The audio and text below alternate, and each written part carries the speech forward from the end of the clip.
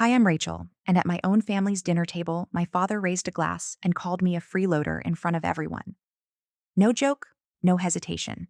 Just years of silence turned into a public insult. But the next day, Victoria's boss stood in a room full of executives, looked me straight in the eye, and said, "Good morning, ma'am."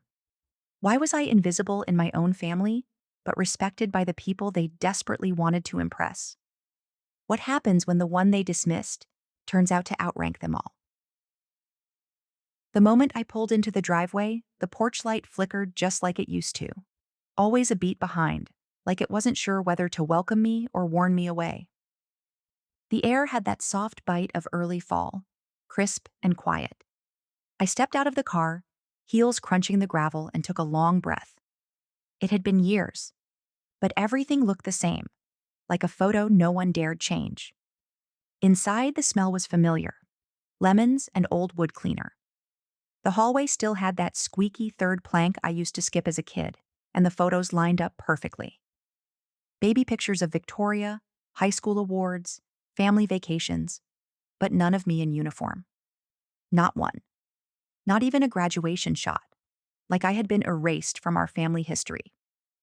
Michael was already pacing the living room, phone to his ear, checking his watch every few seconds.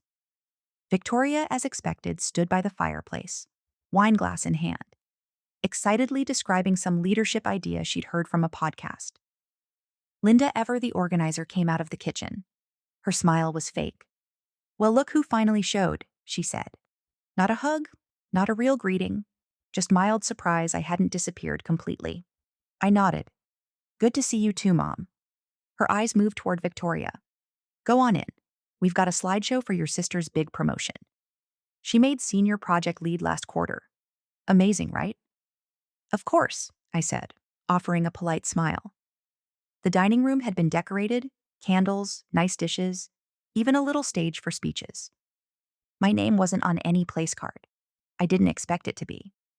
I took the last seat at the edge of the table beside the kitchen doorway, half hidden behind the serving cart.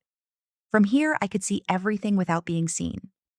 Around the table sat the usual suspects: Mom, Dad, Victoria, my cousin Sarah, who worked at Pinnacle, and a few other cousins who'd managed to avoid whatever curse had landed on my head. Dinner began with fanfare. Victoria was the star of every story. Every laugh seemed to circle around her. I ate quietly, listening, waiting. At some point, Linda leaned over and whispered, "Sorry, we forgot to send you the invite. Assumed you were too busy." I didn't bother correcting her. There was no "forgot." I had texted a week ago, told her I was flying in. She replied with a thumbs up emoji. Michael stood and tapped his glass. To Victoria, he started, for rising through hard work, not shortcuts. Everyone clapped. Victoria raised her glass, pretending to be modest. Michael continued, "Some people take charge, others just coast along and freeloading. Well, that only works until people wise up." Heads turned, laughter bubbled, forks stopped midair, someone snorted behind a napkin. I froze. He didn't say my name, but he didn't have to. The silence after his words wrapped around me like a rope. I felt my spine straighten, hands gripping the knife next to my plate. Victoria chuckled low. "Well said, Dad." I said nothing, didn't move, but inside something broke. Not loud, but sharp and clean. I stared down at my plate, watching the candlelight dance in the gravy. This wasn't new. This was a repeat. I remembered all the other times, forgotten birthdays, skipped ceremonies, the quiet put-downs they'd make when I talked about my work, always making anything outside their business world seem unimportant. The scholarship mistake. That's what they used to call it, behind closed doors when I joined the FBI.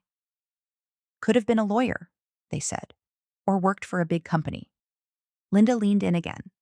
"Let's not ruin this night. It's Victoria's moment." Of course it was. I nodded, not in agreement, in planning.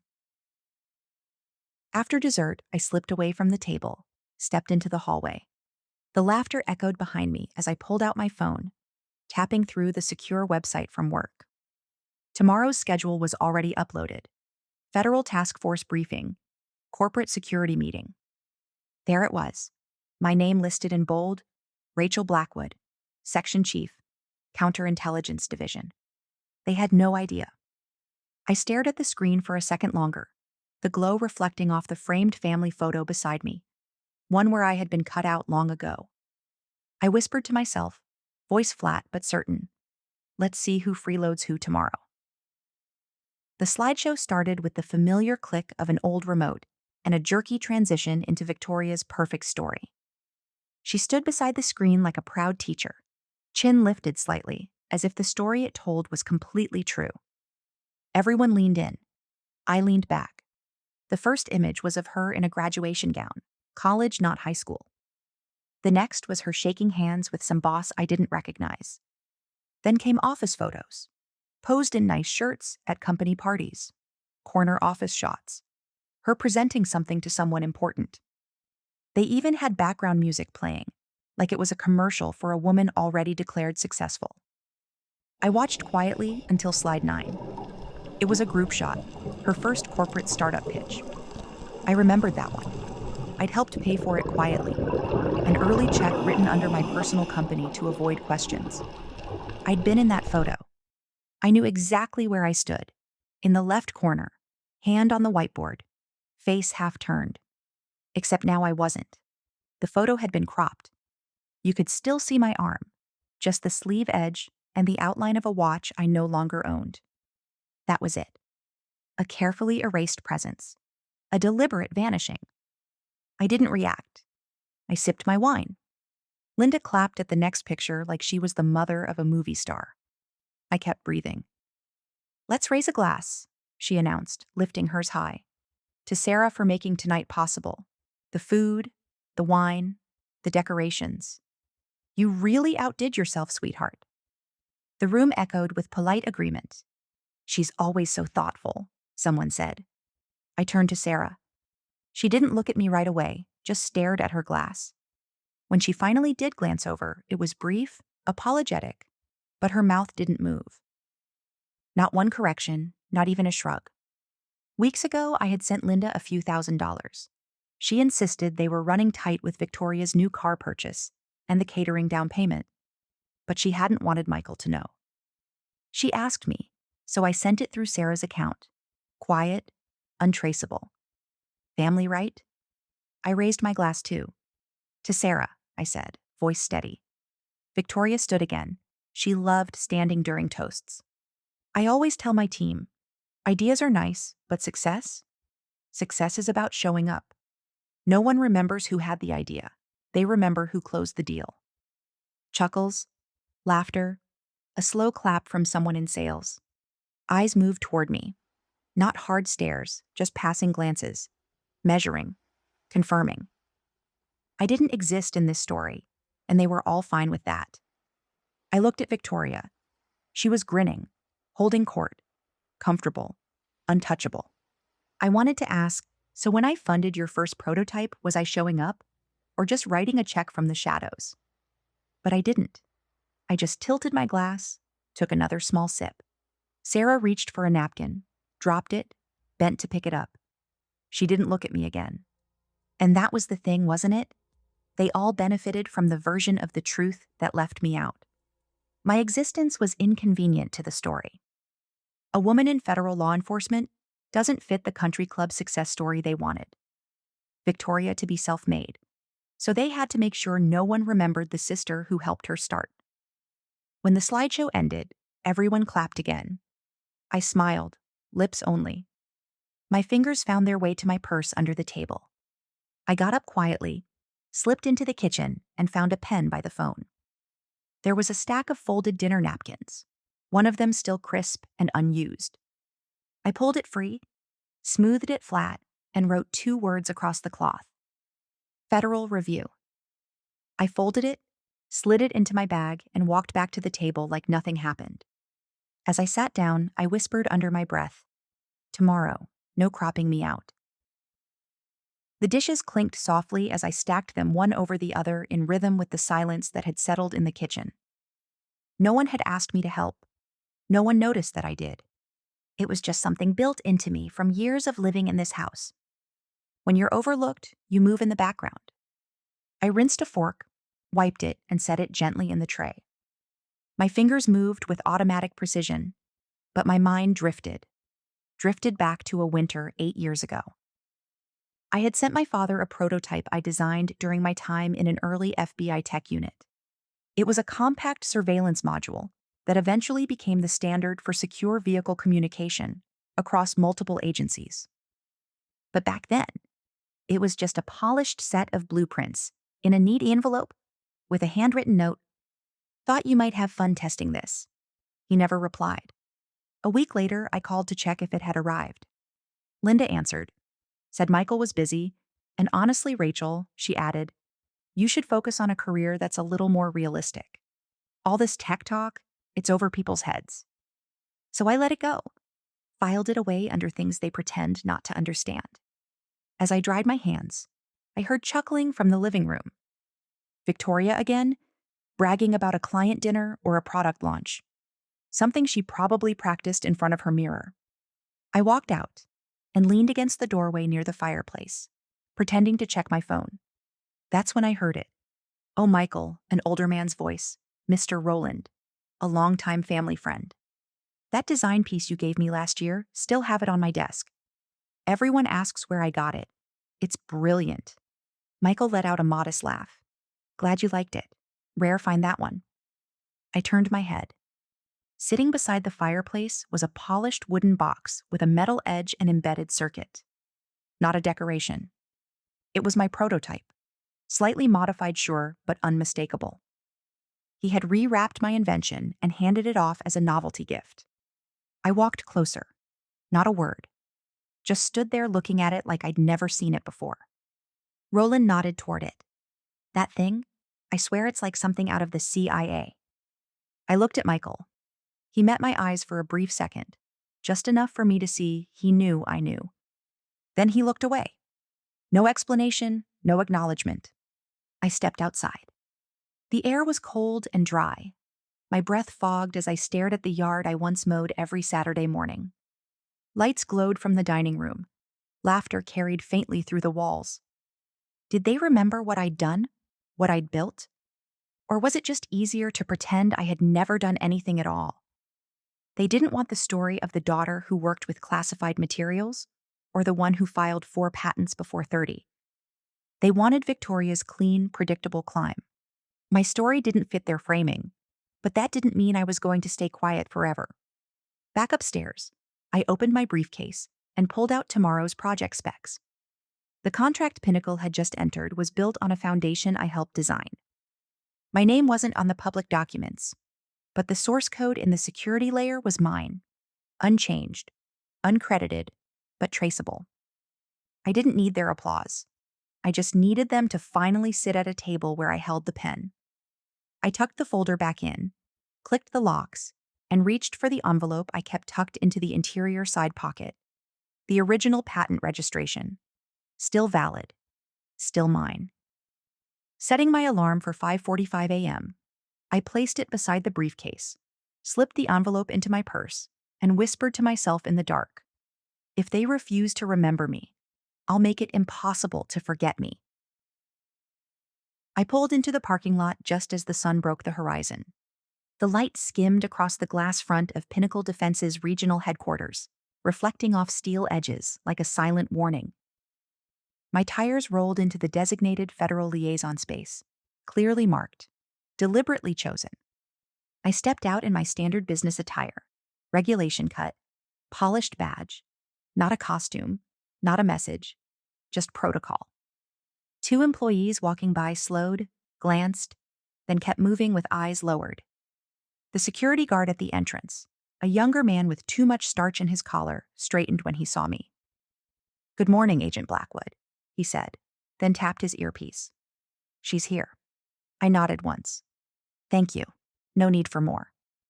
Inside the lobby buzzed with nervous energy, coffee cups, elevator dings, the usual shuffle of people preparing for high-stakes reviews. I didn't look around. I knew who'd be waiting. Sure enough, Victoria stood with Michael near the reception desk, both in matching navy blazers. Their posture told me everything. Relaxed, expectant. They were still talking about who the federal rep might be. Michael, always the authority, was probably guessing something along the lines of some out-of-touch DC bureaucrat. And then the elevator doors opened. I stepped out. The silence hit instantly. Victoria's eyes flicked to my badge first. She didn't recognize my face. Michael looked twice. His mouth opened, closed, then twisted slightly. "What are you doing here dressed like that?" he asked. Tone caught between accusation and embarrassment. I checked my watch. "Your meeting starts in 20 minutes. You should get ready." I didn't wait for a response, just walked past them without looking back. The conference floor was quiet. The CEO's assistant met me outside the executive war room. She smiled quickly. "Agent Blackwood, we've got your place set. Nameplates already up." I entered. The room was sleek, modern, high ceilings, frosted glass, expensive lighting pretending to be subtle. My name was there at the front corner. Agent R. Blackwood, Section Chief, Federal Bureau of Investigation. I placed my briefcase down and reviewed the presentation slides laid out on the main display. My module, Secure Comms Overlay, was slide 5. No one here would know it was mine. That had always been the deal, or at least it was until someone started poking where they shouldn't. Just as I was syncing my notes, a message buzzed on the secure work tablet. It was from IT, simple, quiet, unusual. Login detected last night. Access point, Pinnacle HQ IP. File accessed. Internal Federal Contract Review V2 PDF. Only one person in this building had both motive and misplaced confidence, Victoria. I didn't react, didn't type back, just flagged it for audit and mentally added it to the list. No confrontation. Not here, not yet. The room began to fill. Senior engineers, corporate officers, civilian contractors. I stood for a moment, letting the discomfort of my presence settle over them like a low fog. Several nodded politely. One man offered me coffee. I declined. Michael stepped in a few minutes later, eyes darting everywhere but mine. Victoria followed, fiddling with her tablet, trying too hard to appear calm. I noticed how her eyes lingered on the seating chart, confused. She hadn't expected me to be seated at the head section. As the CEO entered the room, stilled. Chairs shuffled. She nodded once at me, respectfully, then turned toward the crowd. And that's when Michael leaned toward me, voice low and stiff. "So are you here to observe?" I looked at him, really looked. "No," I said. "I'm here to approve." I opened my folder. The room hushed like someone had cut the air itself. I had just stepped out of the prep room when I saw her, Linda walking toward me with that strange expression she always wore when pretending to be warm. Her heels clicked softly against the polished floor, as if even her footsteps didn't want to draw attention. She glanced over her shoulder before stopping in front of me, hand already reaching into her purse. "Sweetheart," she said, lowering her voice. I didn't want you to feel left out today." She slipped a small white envelope into my hand, fingers brushing mine with deliberate softness. "Use this for yourself. Get a coffee, a new blouse, something nice. Just maybe stay toward the back of the room so Victoria doesn't feel distracted." She smiled like she'd done something generous, then turned and walked away before I could say anything. I didn't open it right away. 10 minutes later, alone in the side hallway, I slid a finger under the flap.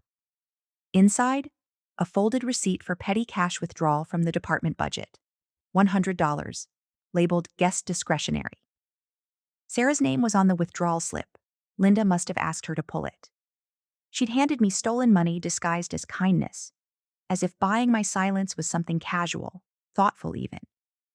I refolded the envelope and tucked it into my inner coat pocket, not to keep it, but to record it. I had already forwarded the earlier IT flag about Victoria's unauthorized access. Now this. They weren't just trying to erase me. They were trying to pay me off.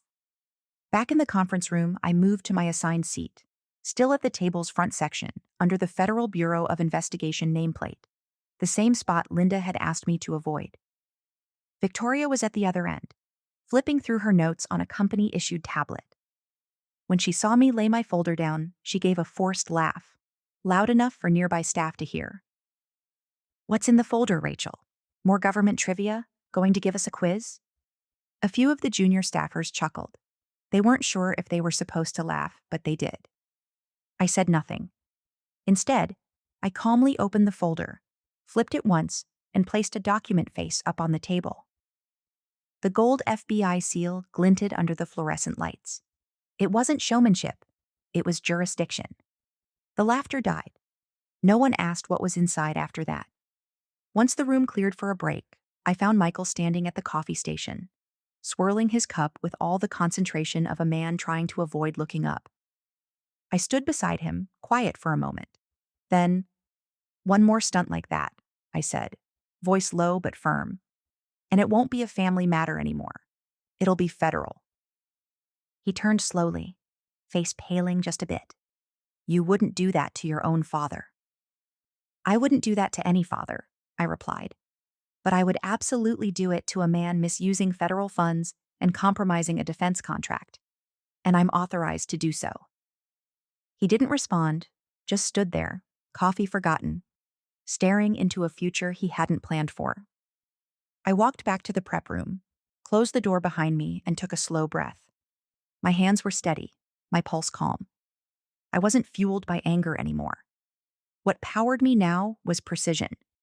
I checked my watch. 11:57. I buttoned the top of my jacket, adjusted the collar, and slid the compliance envelope into a labeled folder. No dramatics, just preparation. They thought they were playing politics. I was preparing a briefing. Outside, I heard the shuffling of people settling back into their seats. I glanced at the day's roster, printed and posted near the main monitor. Presenter 1, Victoria Blackwood. I walked toward the front row, straightened my spine, and sat with purpose. Let's see how well she does without the stolen answers. The conference room was already 3/4 full when I arrived. The hum of conversation just loud enough to obscure the subtle tension in the air. I moved toward my seat, without breaking stride, though my eyes scanned the layout automatically. The chairs were arranged in a horseshoe with placards lined neatly along the table. I found mine quickly, a leftover from the original setup still sitting there. Guest of Michael Blackwood. I stared at it for one long, slow breath. I didn't touch it. Before I could react, the CEO entered through the side door, Shannon Murphy, sharp as ever in tailored black with that calm, unblinking presence only women in male-dominated industries seem to master. She looked at me, then at the placard. Without saying a word, she picked it up, tore it in half, and pulled a pen from her pocket. She wrote, "Agent R. Blackwood, Section Chief," then slid it into place in front of me like it had been there all along. The air shifted. People who hadn't looked at me before looked now. A few moments later, Shannon addressed the room. "Let's begin." She turned first to me and said clearly, directly, in front of everyone, "Good morning, ma'am. We're honored to have you here." Every sound in the room ceased at once. Even the hum of the overhead lights seemed quieter. Coffee cups hovered in midair. Typing stopped. Victoria's hand froze on her keyboard. Her jaw twitched. Michael didn't blink, probably couldn't. He sat straight, stone-faced, jaw tight enough to crack. I nodded once and opened my notes. Without ceremony, I began outlining the integration scope for the cybersecurity module that had already been tested with 3 government partners. I noted differences in projected timelines, pointed out underfunded sublayers, and proposed a shift in oversight structure, all in under 5 minutes. No one interrupted. I wasn't rushing, I wasn't showing off, I was simply working. Across the room, I saw Victoria squirm. She raised her hand, then lowered it before anyone could call on her. Michael started scribbling in his notepad. Nonsense. I could tell by the angle. He was stalling, avoiding eye contact. Someone near the back whispered, just loud enough for it to carry, "Wait, I thought she was Michael's assistant or something." The irony could have choked a lesser person. I continued as if I hadn't heard, laying out the next phase deliverables, the reporting structure, and the layered access requirements for internal staff. When I paused, let it breathe, let them shift in their chairs. Then I looked up and said casually, "Just a reminder, all personnel clearance levels must match their actual project roles. Wrong labeling leads to operational risk." The words landed like a dropped file folder in a silent room. No one spoke, not even Linda, who fumbled her pen, dropped it, and had to bend down to retrieve it with fingers that seemed slower than usual. I closed the folder without making a sound. The breakout session was scheduled to begin shortly after. As people started to gather their notes and rise, I stood, adjusted the crease on my sleeve, and turned toward the exit. Victoria stopped beside me, her face caught somewhere between pale and flushed. "Why didn't you tell us who you were?" she asked, voice barely above a whisper. I leaned just close enough to make sure only she could hear me. "You never asked," I said. "You just assumed." After lunch, the temperature in the conference room dropped, figuratively. People smiled less, nodded less, watched more.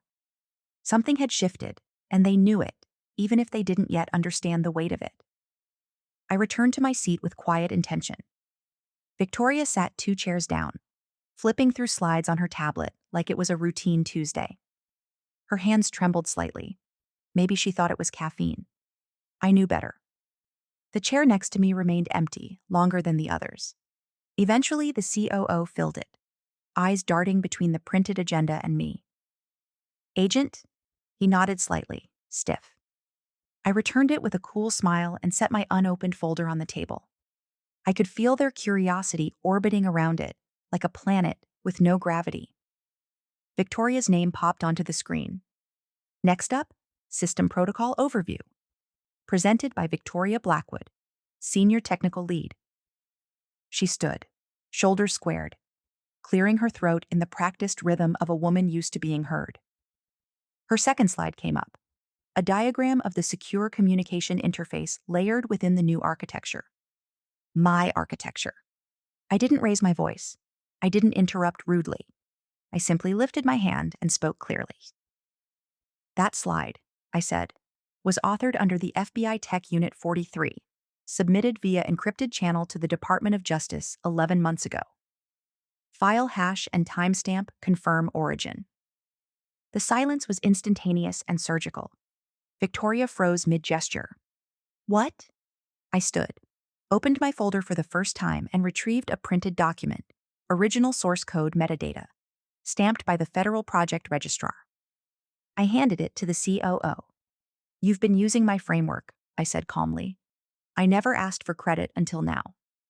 I reached back into the folder and pulled out a copy of the Phase 1 contract, printed on thick cream paper, sealed and countersigned. "R. Blackwood," I said, tapping the signature line. "Initial strategic investor, security consultant. This signature has been in your system for nearly 2 years." Victoria took a step back, eyes darting like she was searching for a door that didn't exist. Michael cleared his throat. "There must be some misunderstanding." I didn't give him the grace of eye contact. "There isn't." The COO leaned closer to the document, his brows furrowed. "Timestamp and digital chain checks out. It's hers." "Fully?" Linda said nothing. Neither did Victoria. I sat down without another word. The room stayed still longer than expected, like it wasn't sure how to restart after a system crash. Victoria finally returned to her seat, shoulders hunched, face expressionless. Not even an apology. That was fine. I didn't want one. Let them sit with the truth. Let them taste the weight of being wrong, not just morally, but legally, professionally, structurally. Not bitterness, just consequence. The COO spoke again. Something about next steps, future planning. I didn't really hear him. My mind had already moved on. A few minutes later, Shannon, the CEO, walked over quietly. She didn't lean down, didn't lower her voice much. "Would you be willing to address the executive board tomorrow morning?" I closed the folder. "I'd prefer today." The plaque was taller than I expected. Brushed steel, matte finish, mounted on the main wall between the executive boardroom and the internal media center. The kind of display that was hard to ignore, even harder to pretend hadn't always been there. Shannon, the CEO, waited until the very end of the day to unveil it. Most of the contractors had already left, but the executives stayed. So did the board. Michael, Victoria, and Linda stood among them, all stiff and silent, as Shannon stepped forward and pulled the cover free. National Partnership Heroes, the heading read. My name was not at the bottom. It wasn't tucked in with the others. It was centered. My photo was from a formal ceremony, one I never told my family about because they were too busy to attend. Full business attire, silver badge gleaming. The caption below it read, invisible until it mattered, then irreplaceable. There was no applause, no gasps, just silence. But it wasn't the kind born of confusion or dismissal. It was the silence of recognition. Someone behind me whispered, she's the one who ran that Aegis prototype in Georgia. I thought that was internal. A camera clicked. Someone from PR was already taking new shots for the press release. Another pulled out their phone, murmuring that legal needed to sign off on the wording. I didn't speak. I didn't need to. Michael stared at the plaque like it had personally betrayed him. His arms hung at his sides, unmoving. Linda stood too far behind him to pretend pride, too close to feign ignorance. Victoria muttered something that didn't quite reach my ears. Something like, we should have seen this coming. No one replied. Shannon turned to me shortly after. Got 5 minutes?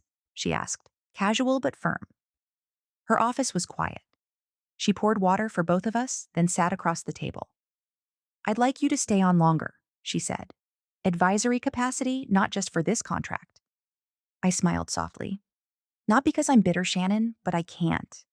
She raised an eyebrow. Because of them? Because they'd ask why I didn't say anything sooner, and I'm not interested in explaining to people who decided they knew me better than I did. She nodded once, slowly. Some things speak loudest when said by others. We shook hands. She didn't press. As I stepped into the hallway again, the energy had shifted.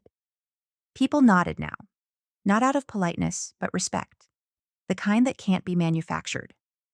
Victoria and Michael were still near the main doors. I passed them without stopping, but Linda followed. She didn't call my name, just walked beside me quietly for a few steps. If you'd told us what you were really doing, she said, eyes brimming, we would have been proud. I stopped. No, I answered calmly. You would have told me to stop. Her face crumpled. She didn't cry. She didn't apologize. She just stood there. Outside the boardroom, I saw a young intern standing in front of the plaque, eyes wide, backpack still slung over one shoulder. When she noticed me walking by, she asked, was that really you? It still is, I replied. I didn't look back as I walked toward the elevator. I heard my voice echo inside my head, soft but solid. They called me a freeloader, but today they work for my standard. The elevator closed.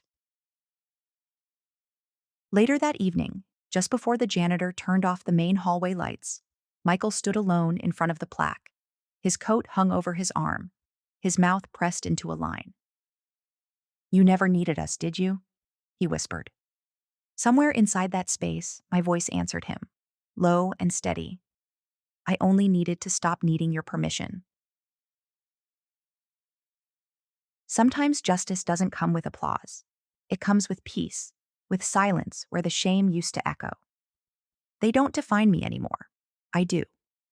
If there's one thing I've learned, it's that silence isn't always surrender. Sometimes it's strategy, sometimes it's survival, and sometimes it's the only way to hear your own voice again, after years of being talked over. I used to think being acknowledged by my family would finally validate everything I've built. But what I discovered is this. Respect hits differently when it's no longer something you seek, but something you carry. To anyone watching this who's ever been underestimated, dismissed, or edited out of your own story, I see you. Maybe you didn't grow up in a federal family. Maybe your battlefield was a boardroom, a hospital ward, a kitchen table. But you know what it's like to be overlooked until the moment they realized they needed you all along. Here's what I'll leave you with. You don't need their permission to matter. You never did. So what about you? Have you ever kept something to yourself, your success, your struggle, just because you knew they wouldn't believe it anyway? Share your thoughts below or drop a 1 in the comments if this story hit home. And hey, where are you watching from? Let's connect. If this video moved you, if it stirred something inside you, subscribe to the channel so you won't miss the next story. And if it didn't, tell me why.